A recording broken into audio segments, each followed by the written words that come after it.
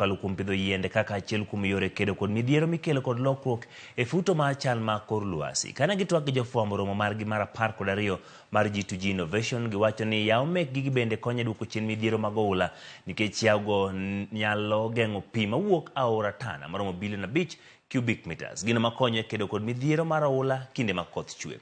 Bende gikwayo piny owacho mondo koro oneni girido weche arita kwe mondo weche dongruok mane onego kambi margi mar thiedho teko stima Kisii kik chak nene kambi mora mora e pachoka. Beyond water management, KenGen is deeply committed to environmental stewardship.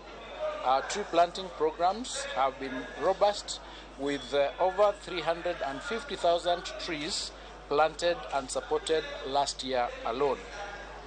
This year, we have expanded our efforts even further with innovative initiatives like employee tree planting exercises and partnerships with golf courses across the country. As we speak, our large hydropower dams in 7 Forks have reached full supply capacity and now hold a combined volume of more than 2.6 billion cubic meters against a total flow from River Tana estimated to 5 billion cubic meters.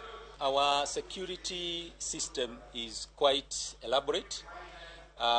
We have engaged private firms to take care of our generating power stations, and we also have systems that are able to monitor, and we have actually secured our bus stations across the country.